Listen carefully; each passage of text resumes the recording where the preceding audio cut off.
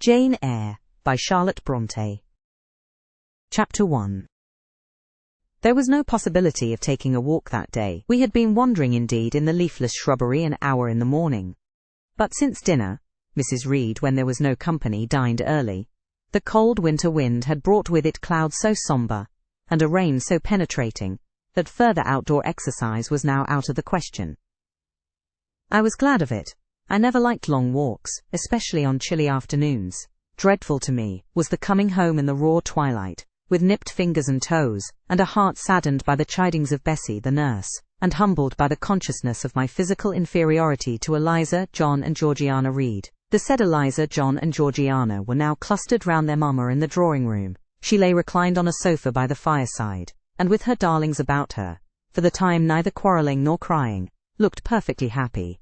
Me she had dispensed from joining the group, saying, quote, she regretted to be under the necessity of keeping me at a distance, but that until she heard from Bessie, and could discover by her own observation, that I was endeavouring in good earnest to acquire a more sociable and childlike disposition, a more attractive and sprightly manner, something lighter, franker, more natural, as it were, she really must exclude me from privileges intended only for contented, happy little children. What does Bessie say I have done? I asked. Jane, I don't like cavillers or questioners. Besides, there is something truly forbidding in a child taking up her elders in that manner. Be seated somewhere, and until you can speak pleasantly, remain silent. A breakfast room adjoined the drawing room. I slipped in there. It contained a bookcase. I soon possessed myself of a volume, taking care that it should be one stored with pictures. I mounted into the window seat. Gathering up my feet, I sat cross-legged, like a Turk, and having drawn the red moreen curtain nearly close, I was shrined in double retirement. Folds of scarlet drapery shut in my view to the right hand. To the left were the clear panes of glass, protecting, but not separating me from the drear November day. At intervals, while turning over the leaves of my book, I studied the aspect of that winter afternoon. Afar, it offered a pale blank of mist and cloud, near a scene of wet lawn and storm-beat shrub, with ceaseless rain sweeping away wildly before a long and lamentable blast.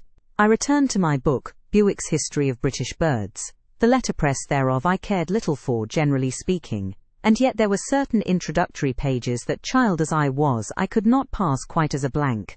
They were those which treat of the haunts of seafowl, of the solitary rocks and promontories, by them only inhabited, of the coast of Norway, studded with isles from its southern extremity, the Linderness, or Naze, to the North Cape, where the Northern Ocean in vast whirls boils round the naked melancholy isles of farthest Thule, and the Atlantic surge pours in among the stormy Hebrides. Nor could I pass unnoticed the suggestion of the bleak shores of Lapland, Siberia, Spitsbergen, Nova Zembla, Iceland, Greenland, with the vast sweep of the Arctic zone, and those forlorn regions of dreary space, that reservoir of frost and snow, where firm fields of ice, the accumulation of centuries of winters glazed in alpine heights above heights, surround the pole and concentre the multiplied rigours of extreme cold. Of these death-white realms I formed an idea of my own. Shadowy, like all the half-comprehended notions that float dim through children's brains, but strangely impressive. The words in these introductory pages connected themselves with the succeeding vignettes, and gave significance to the rock standing up alone in a sea of billow and spray, to the broken boat stranded on a desolate coast, to the cold and ghastly moon glancing through bars of cloud at a wreck just sinking. I cannot tell what sentiment haunted the quite solitary churchyard, with its inscribed headstone, its gate, its 2 trees, its low horizon, girdled by a broken wall, and its newly risen crescent, attesting the hour of eventide. The 2 ships becalmed on a torpid sea, I believed to be marine phantoms. The fiend pinning down the thief's pack behind him, I passed over quickly. It was an object of terror. So was the black-horned thing seated aloof on a rock, surveying a distant crowd surrounding a gallows. Each picture told a story mysterious often to my undeveloped understanding and imperfect feelings, yet ever profoundly interesting. As interesting as the tales Bessie sometimes narrated on winter evenings, when she chanced to be in good humour, and when, having brought her ironing-table to the nursery hearth, she allowed us to sit about it, and while she got up Mrs. Reed's lace frills, and crimped her nightcap borders, fed our eager attention with passages of love and adventure, taken from old fairy tales and other ballads, or, as at a later period I discovered, from the pages of Pamela and Henry, Earl of Morland. With Bewick on my knee I was then happy at least in my way. I feared nothing but interruption, and that came too soon. The breakfast-room door opened. "Madam Mope!" cried the voice of John Reed. Then he paused.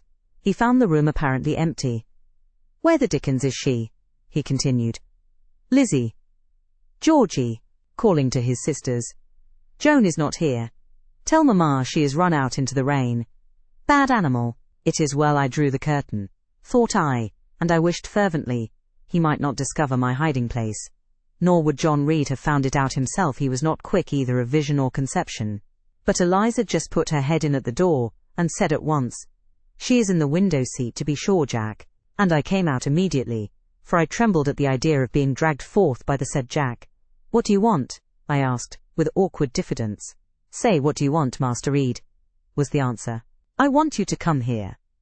And seating himself in an armchair, he intimated by a gesture that I was to approach and stand before him.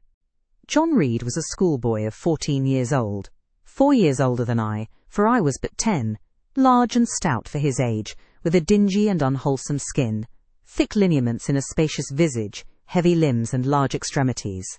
He gorged himself habitually at table, which made him bilious, and gave him a dim and bleared eye and flabby cheeks. He ought now to have been at school, but his mamma had taken him home for a month or two, on account of his delicate health. Mr. Miles, the master, affirmed that he would do very well if he had fewer cakes and sweetmeats sent him from home, but the mother's heart turned from an opinion so harsh, and inclined rather to the more refined idea that John's sallowness was owing to over-application, and perhaps to pining after home. John had not much affection for his mother and sisters, and an antipathy to me. He bullied and punished me, not 2 or 3 times in the week, nor once or twice in the day, but continually. Every nerve I had feared him, and every morsel of flesh in my bones shrank when he came near. There were moments when I was bewildered by the terror he inspired, because I had no appeal whatever against either his menaces or his inflictions. The servants did not like to offend their young master by taking my part against him, and Mrs. Reed was blind and deaf on the subject. She never saw him strike or heard him abuse me, though he did both now and then in her very presence, more frequently, however, behind her back. Habitually obedient to John, I came up to his chair. He spent some 3 minutes in thrusting out his tongue at me as far as he could, without damaging the roots. I knew he would soon strike, and while dreading the blow, I mused on the disgusting and ugly appearance of him who would presently deal it. I wonder if he read that notion in my face, for all at once, without speaking, he struck suddenly and strongly. I tottered, and on regaining my equilibrium, retired back a step or 2 from his chair. "That is for your impudence in answering mamma a while since," said he, "and for your sneaking way of getting behind curtains, and for the look you had in your eyes 2 minutes since, you rat." Accustomed to John Reed's abuse, I never had an idea of replying to it. My care was how to endure the blow, which would certainly follow the insult. "What were you doing behind the curtain?" he asked. "I was reading." "Show the book." I returned to the window and fetched it thence. "You have no business to take our books. You are a dependent, mamma says. You have no money. Your father left you none. You ought to beg, and not to live here with gentlemen's children like us, and eat the same meals we do, and wear clothes at our mamma's expense. Now I'll teach you to rummage my bookshelves, for they are mine. All the house belongs to me, or will do in a few years. Go and stand by the door, out of the way of the mirror and the windows." I did so, not at first aware what was his intention, but when I saw him lift and poise the book, and stand in act to hurl it, I instinctively started aside with a cry of alarm. Not soon enough, however, the volume was flung, it hit me, and I fell, striking my head against the door and cutting it. The cut bled, the pain was sharp, my terror had passed its climax, other feelings succeeded. "Wicked and cruel boy," I said. "You are like a murderer. You are like a slave-driver. You are like the Roman emperors." I had read Goldsmith's History of Rome and had formed my opinion of Nero, Caligula and C. Also I had drawn parallels in silence, which I never thought thus to have declared aloud. What? He cried. "Did she say that to me? Did you hear her, Eliza and Georgiana? Won't I tell mamma? But first—" He ran headlong at me. I felt him grasp my hair and my shoulder. He had closed with a desperate thing. I really saw in him a tyrant, a murderer. I felt a drop or two of blood from my head trickle down my neck, and was sensible of somewhat pungent suffering. These sensations for the time predominated over fear, and I received him in frantic sort. I don't very well know what I did with my hands, but he called me rat, rat, and bellowed out aloud. Aid was near him. Eliza and Georgiana had run for Mrs. Reed, who was gone upstairs. She now came upon the scene, followed by Bessie and her maid Abbott. We were parted. I heard the words, "Dear, dear," what a fury to fly at Master John. Did ever anybody see such a picture of passion? Then Mrs. Reed subjoined, "Take her away to the Red Room, and lock her in there." 4 hands were immediately laid upon me, and I was borne upstairs. Chapter 2. I resisted all the way, a new thing for me, and a circumstance which greatly strengthened the bad opinion Bessie and Miss Abbott were disposed to entertain of me. The fact is, I was a trifle beside myself, or rather out of myself, as the French would say. I was conscious that a moment's mutiny had already rendered me liable to strange penalties, and, like any other rebel slave, I felt resolved in my desperation to go all lengths. "Hold her arms, Miss Abbott, she's like a mad cat." For shame, cried the lady's maid. "What shocking conduct, Miss Eyre, to strike a young gentleman, your benefactress's son, your young master." "Master? How is he my master? Am I a servant?" "No, you are less than a servant, for you do nothing for your keep. There, sit down, and think over your wickedness." They had got me by this time into the apartment indicated by Mrs. Reed, and had thrust me upon a stool. My impulse was to rise from it like a spring. Their 2 pair of hands arrested me instantly. "If you don't sit still, you must be tied down," said Bessie.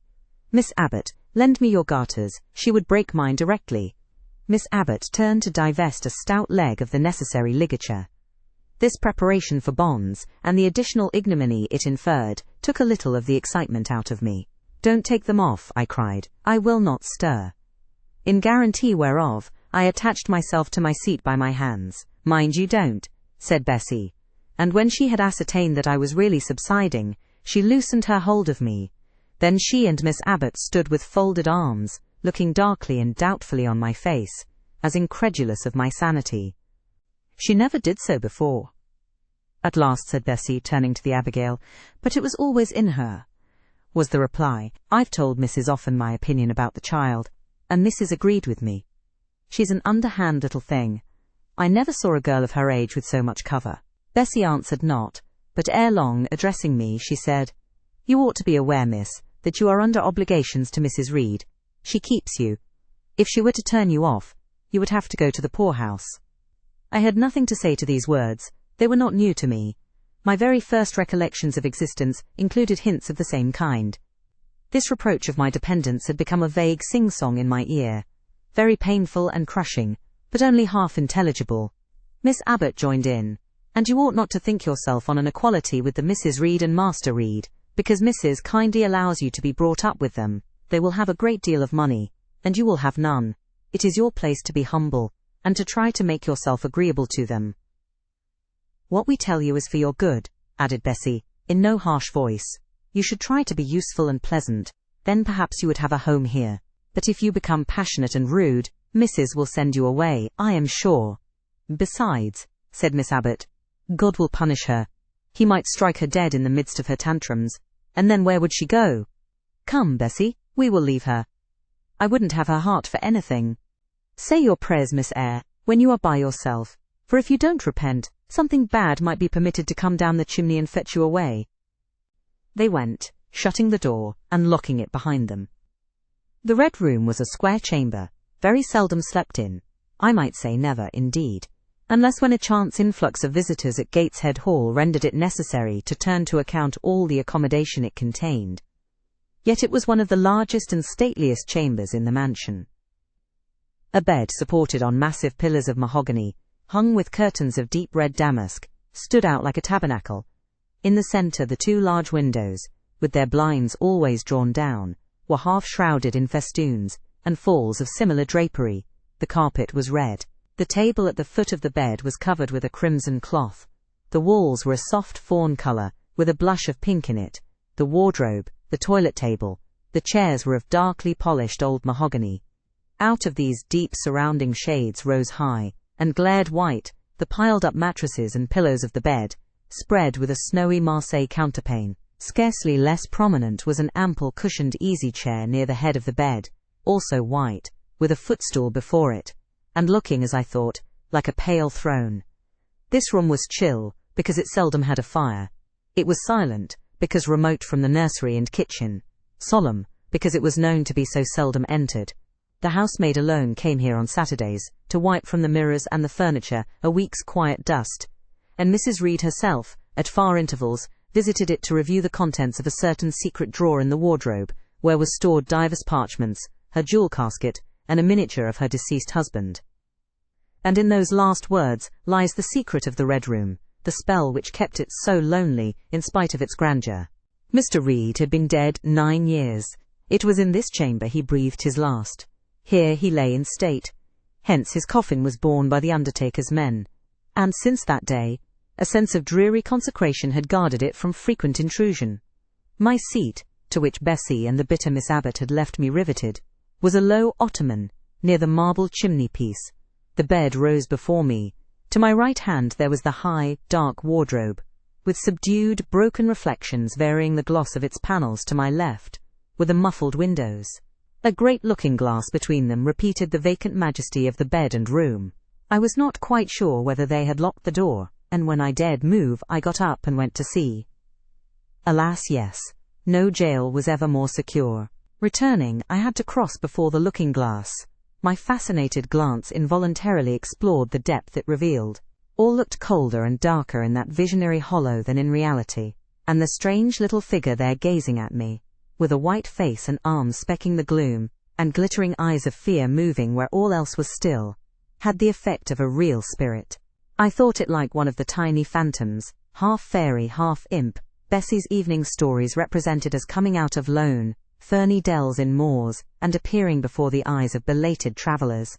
I returned to my stool. Superstition was with me at that moment. But it was not yet her hour for complete victory. My blood was still warm. The mood of the revolted slave was still bracing me with its bitter vigour. I had to stem a rapid rush of retrospective thought before I quailed to the dismal present. All John Reed's violent tyrannies, all his sister's proud indifference, all his mother's aversion, all the servants' partiality, turned up in my disturbed mind like a dark deposit in a turbid well. Why was I always suffering, always browbeaten, always accused, forever condemned? Why could I never please? Why was it useless to try to win anyone's favour? Eliza, who was headstrong and selfish, was respected. Georgiana, who had a spoiled temper, a very acrid spite, a captious and insolent carriage, was universally indulged. Her beauty, her pink cheeks and golden curls, seemed to give delight to all who looked at her, and to purchase indemnity for every fault. John no one thwarted, much less punished, though he twisted the necks of the pigeons, killed the little pea-chicks, set the dogs at the sheep, stripped the hothouse vines of their fruit, and broke the buds off the choicest plants in the conservatory.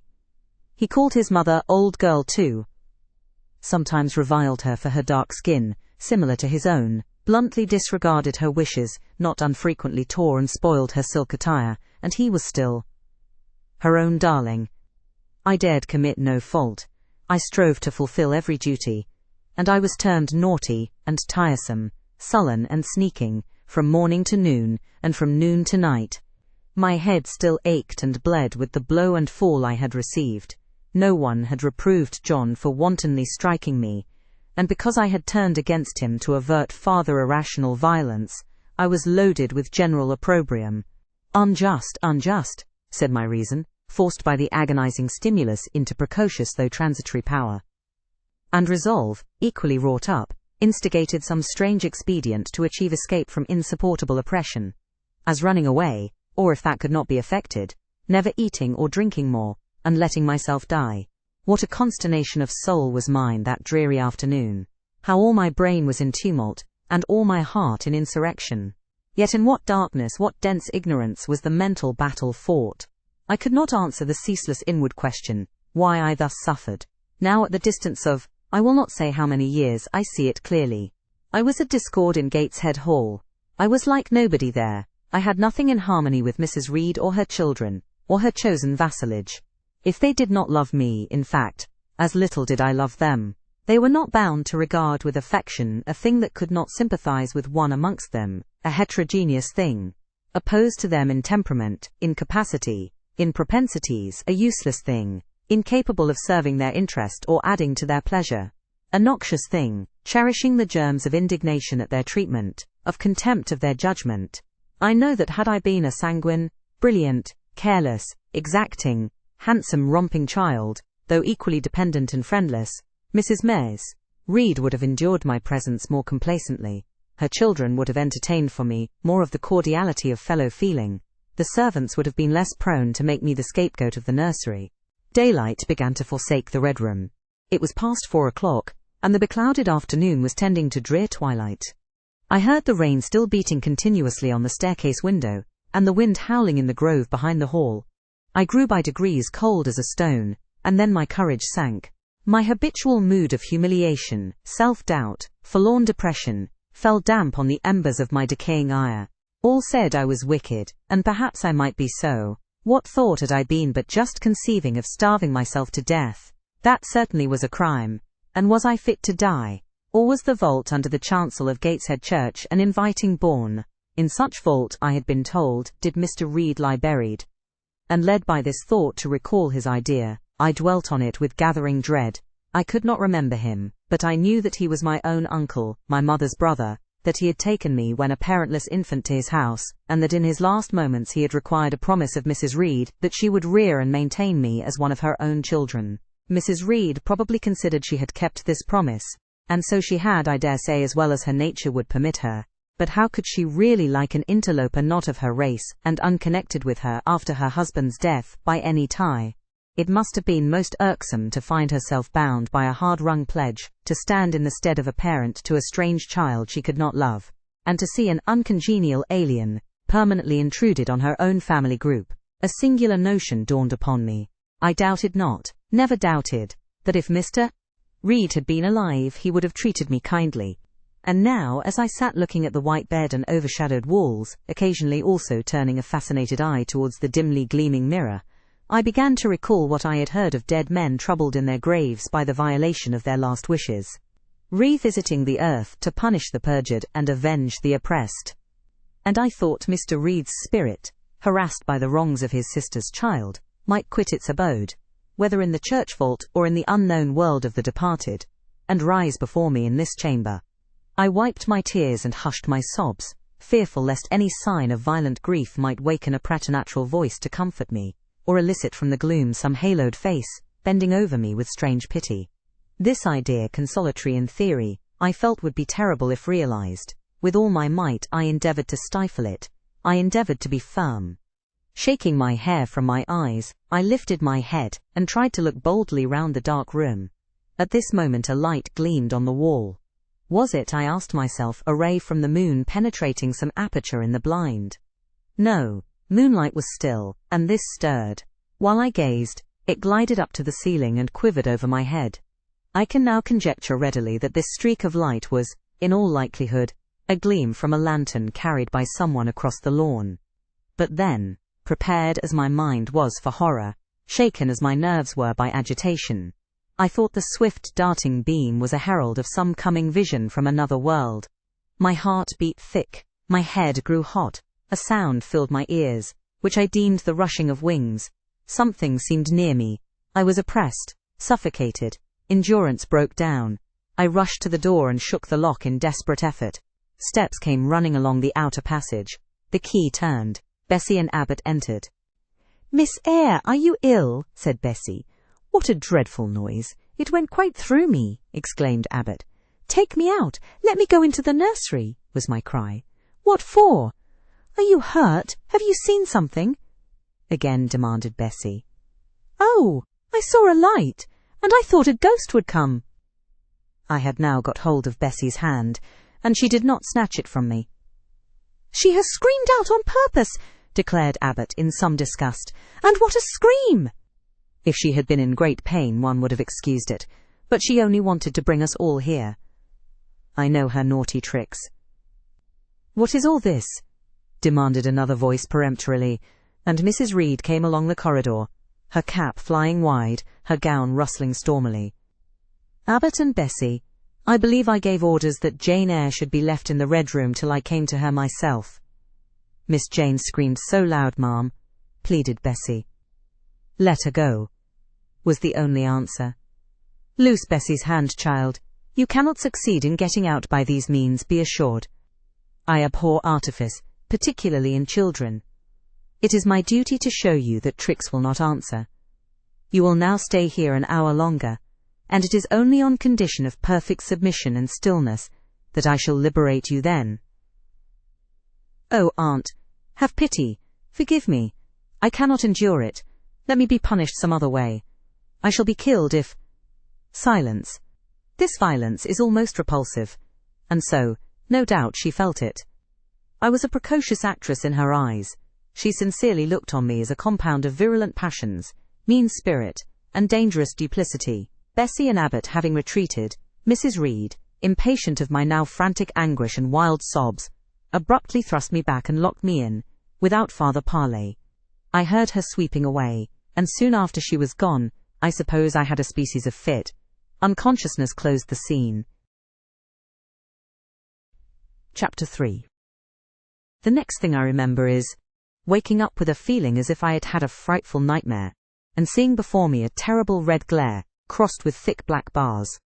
I heard voices, too, speaking with a hollow sound, and as if muffled by a rush of wind or water. Agitation, uncertainty, and an all-predominating sense of terror confused my faculties. Ere long I became aware that someone was handling me, lifting me up and supporting me in a sitting posture, and that more tenderly than I had ever been raised or upheld before. I rested my head against a pillow or an arm, and felt easy. In 5 minutes more the cloud of bewilderment dissolved. I knew quite well that I was in my own bed, and that the red glare was the nursery fire. It was night, a candle burnt on the table, Bessie stood at the bedfoot with a basin in her hand, and a gentleman sat in a chair near my pillow, leaning over me.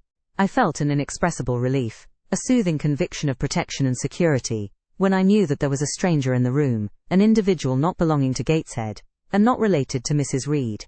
Turning from Bessie, though her presence was far less obnoxious to me than that of Abbott, for instance, would have been, I scrutinized the face of the gentleman. I knew him. It was Mr. Lloyd, an apothecary, sometimes called in by Mrs. Reed when the servants were ailing. For herself and the children she employed a physician. "Well, who am I?" he asked. I pronounced his name, offering him at the same time my hand. He took it, smiling and saying, "We shall do very well by and by." Then he laid me down, and addressing Bessie, charged her to be very careful that I was not disturbed during the night. Having given some further directions, and intimated that he should call again the next day, he departed to my grief. I felt so sheltered and befriended while he sat in the chair near my pillow. And as he closed the door after him, all the room darkened, and my heart again sank. Inexpressible sadness weighed it down. "Do you feel as if you should sleep, miss?" asked Bessie, rather softly. Scarcely dared I answer her, for I feared the next sentence might be rough. "I will try. Would you like to drink, or could you eat anything?" "No, thank you, Bessie." "Then I think I shall go to bed, for it is past 12 o'clock, but you may call me if you want anything in the night." Wonderful civility this. It emboldened me to ask a question. "Bessie, what is the matter with me? Am I ill?" "You fell sick, I suppose, in the Red Room with crying. You'll be better soon, no doubt." Bessie went into the housemaid's apartment, which was near. I heard her say, "Sarah, come and sleep with me in the nursery. I daren't for my life be alone with that poor child tonight. She might die. It's such a strange thing she should have that fit. I wonder if she saw anything." Mrs. was rather too hard. Sarah came back with her. They both went to bed. They were whispering together for half an hour before they fell asleep. I caught scraps of their conversation, from which I was able only too distinctly to infer the main subject discussed. Something passed her, all dressed in white, and vanished. A great black dog behind him, 3 loud raps on the chamber door, a light in the churchyard just over his grave, and see. At last both slept. the fire and the candle went out. For me, the watches of that long night passed in ghastly wakefulness. Ear, eye, and mind were alike strained by dread, such dread as children only can feel. No severe or prolonged bodily illness followed this incident of the Red Room. It only gave my nerves a shock of which I feel the reverberation to this day. Yes, Mrs. Reed, to you I owe some fearful pangs of mental suffering, but I ought to forgive you, for you knew not what you did. While rending my heartstrings, you thought you were only uprooting my bad propensities. Next day, by noon, I was up and dressed, and sat wrapped in a shawl by the nursery hearth. I felt physically weak and broken down, but my worst ailment was an unutterable wretchedness of mind, a wretchedness which kept drawing from me silent tears. No sooner had I wiped one salt drop from my cheek than another followed. Yet, I thought, I ought to have been happy, for none of the Reeds were there. They were all gone out in the carriage with their mamma. Abbot, too, was sewing in another room, and Bessie, as she moved hither and thither putting away toys and arranging drawers, addressed to me every now and then a word of unwonted kindness. This state of things should have been to me a paradise of peace, accustomed as I was to a life of ceaseless reprimand and thankless fagging. But in fact, my racked nerves were now in such a state that no calm could soothe, and no pleasure excite them agreeably. Bessie had been down into the kitchen, and she brought up with her a tart on a certain brightly painted china plate, whose bird of paradise, nestling in a wreath of convolvuli and rosebuds, had been wont to stir in me a most enthusiastic sense of admiration, and which plate I had often petitioned to be allowed to take in my hand in order to examine it more closely, but had always hitherto been deemed unworthy of such a privilege. This precious vessel was now placed on my knee, and I was cordially invited to eat the circlet of delicate pastry upon it. Vain favour, coming, like most other favours long deferred and often wished for, too late. I could not eat the tart, and the plumage of the bird, the tints of the flowers, seemed strangely faded. I put both plate and tart away. Bessie asked if I would have a book. The word book acted as a transient stimulus, and I begged her to fetch Gulliver's Travels from the library. This book I had again and again perused with delight. I considered it a narrative of facts, and discovered in it a vein of interest deeper than what I found in fairy tales. For as to the elves having sought them in vain among foxglove leaves and bells under mushrooms, and beneath the ground ivy mantling old wall-nooks, I had at length made up my mind, to the sad truth, that they were all gone out of England, to some savage country, where the woods were wilder and thicker, and the population more scant. Whereas Lilliput and Brobdignag being, in my creed, solid parts of the earth's surface, I doubted not that I might one day, by taking a long voyage, see with my own eyes the little fields, houses, and trees, the diminutive people, the tiny cows, sheep, and birds of the one realm, and the cornfields forest high, the mighty mastiffs, the monster cats, the tower-like men and women, of the other. Yet, when this cherished volume was now placed in my hand, when I turned over its leaves, and sought in its marvellous pictures the charm I had, till now, never failed to find, all was eerie and dreary. The giants were gaunt goblins, the pygmies malevolent and fearful imps, Gulliver, a most desolate wanderer in most dread and dangerous regions. I closed the book, which I dared no longer peruse, and put it on the table, beside the untasted tart. Bessie had now finished dusting and tidying the room, and having washed her hands, she opened a certain little drawer, full of splendid shreds of silk and satin, and began making a new bonnet for Georgiana's doll. Meantime she sang. Her song was, "In the days when we went gypsying, a long time ago."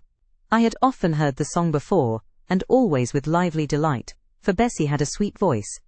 At least I thought so. But now, though her voice was still sweet, I found in its melody an indescribable sadness. Sometimes, preoccupied with her work, she sang the refrain very low, very lingeringly. "A long time ago" came out like the saddest cadence of a funeral hymn. She passed into another ballad, this time, a really doleful one. "My feet they are sore, and my limbs they are weary. Long is the way, and the mountains are wild. Soon will the twilight close moonless and dreary over the path of the poor orphan child. Why did they send me so far and so lonely, up where the moors spread and grey rocks are piled? Men are hard-hearted, and kind angels only watch o'er the steps of a poor orphan child. Yet distant and soft the night breeze is blowing. Clouds there are none, and clear stars beam mild. God, in his mercy, protection is showing, comfort and hope to the poor orphan child. Even should I fall o'er the broken bridge passing, or stray in the marshes, by false lights beguiled, still will my Father, with promise and blessing, take to his bosom the poor orphan child. There is a thought that for strength should avail me, though both of shelter and kindred despoiled. Heaven is a home, and a rest will not fail me. God is a friend to the poor orphan child. Come, Miss Jane, don't cry, said Bessie as she finished. She might as well have said to the fire, don't burn, but how could she divine the morbid suffering to which I was a prey? In the course of the morning Mr. Lloyd came again. What, already up? Said he as he entered the nursery. Well, nurse, how is she? Bessie answered that I was doing very well. Then she ought to look more cheerful. Come here, Miss Jane. Your name is Jane, is it not? Yes, sir, Jane Eyre. Well, you have been crying, Miss Jane Eyre. Can you tell me what about? Have you any pain? No, sir. Oh, I dare say she is crying because she could not go out with Mrs. in the carriage, interposed Bessie. Surely not. Why, she is too old for such pettishness. I thought so too, and my self-esteem being wounded by the false charge, I answered promptly, I never cried for such a thing in my life. I hate going out in the carriage. I cry because I am miserable. Oh, fie, miss, said Bessie. The good apothecary appeared a little puzzled. I was standing before him. He fixed his eyes on me very steadily. His eyes were small and grey, not very bright, but I dare say I should think them shrewd now. He had a hard-featured yet good-natured looking face. Having considered me at leisure, he said, What made you ill yesterday? She had a fall, said Bessie, again putting in her word. Fall? Why, that is like a baby again. Can't she manage to walk at her age? She must be 8 or 9 years old. I was knocked down, was the blunt explanation, jerked out of me by another pang of mortified pride. But that did not make me ill, I added, while Mr. Lloyd helped himself to a pinch of snuff. As he was returning the box to his waistcoat pocket, a loud bell rang for the servants' dinner. He knew what it was. That's for you, nurse, said he. You can go down. I'll give Miss Jane a lecture till you come back. Bessie would rather have stayed, but she was obliged to go, because punctuality at meals was rigidly enforced at Gateshead Hall. The fall did not make you ill. What did then? Pursued Mr. Lloyd when Bessie was gone. I was shut up in a room where there is a ghost till after dark. I saw Mr. Lloyd smile and frown at the same time. Ghost? What, you are a baby after all. You are afraid of ghosts. Of Mr. Reed's ghost I am. He died in that room, and was laid out there. Neither Bessie nor anyone else will go into it at night, if they can help it. And it was cruel to shut me up alone without a candle. So cruel that I think I shall never forget it. Nonsense. And is it that makes you so miserable? Are you afraid now in daylight? No, but night will come again before long, and besides, I am unhappy, very unhappy for other things. What other things? Can you tell me some of them? How much I wish to reply fully to this question. How difficult it was to frame any answer.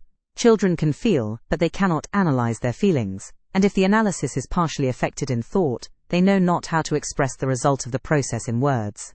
Fearful, however, of losing this first and only opportunity of relieving my grief by imparting it, I, after a disturbed pause, contrived to frame a meagre, though as far as it went, true response. For one thing, I have no father or mother, brothers or sisters.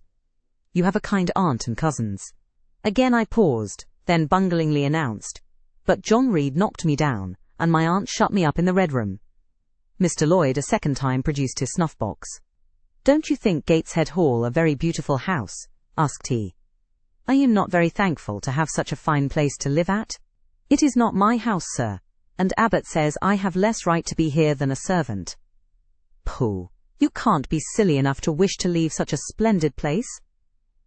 If I had anywhere else to go, I should be glad to leave it, but I can never get away from Gateshead till I am a woman. Perhaps you may, who knows? Have you any relations besides Mrs. Reed? I think not, sir. None belonging to your father? I don't know. I asked Aunt Reed once, and she said possibly I might have some poor low relations called Eyre, but she knew nothing about them. If you had such, would you like to go to them? I reflected. Poverty looks grim to grown people, still more so to children. They have not much idea of industrious, working, respectable poverty. They think of the word only as connected with ragged clothes, scanty food, fireless grates, rude manners and debasing vices. Poverty for me was synonymous with degradation. No, I should not like to belong to poor people, was my reply. Not even if they were kind to you? I shook my head. I could not see how poor people had the means of being kind.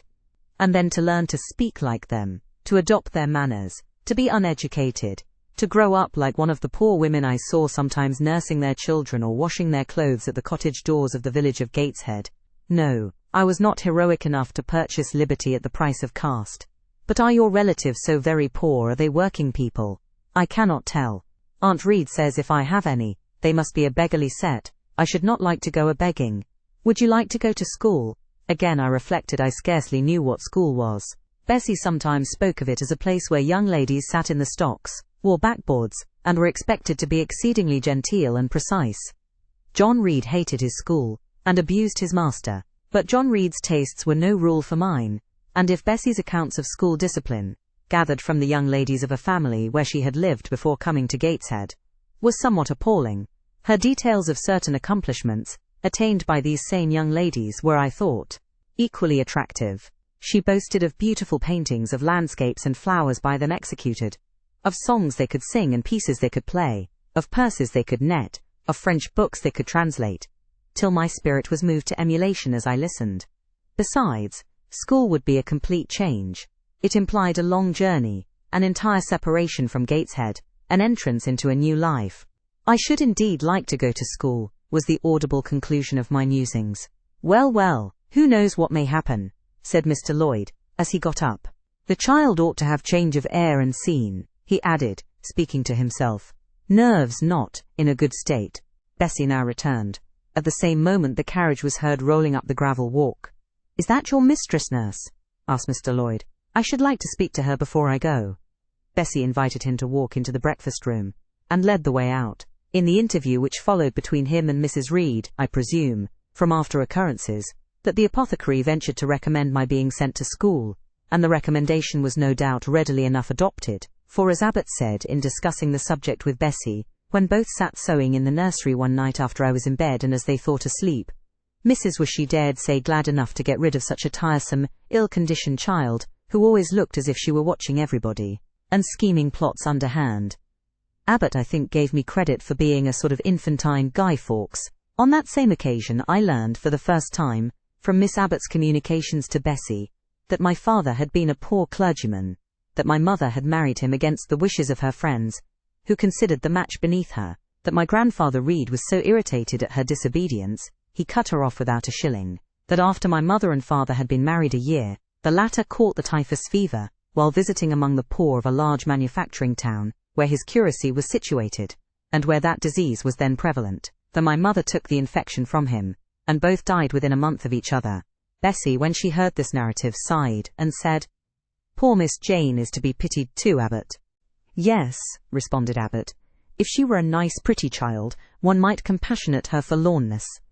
But one really cannot care for such a little toad as that. Not a great deal, to be sure, agreed Bessie. At any rate, a beauty like Miss Georgiana would be more moving in the same condition. Yes, I dote on Miss Georgiana, cried the fervent Abbott. Little darling, with her long curls and her blue eyes, and such a sweet colour as she has, just as if she were painted. Bessie, I could fancy a Welsh rabbit for supper. So could I, with a roast onion. Come, we'll go down. They went.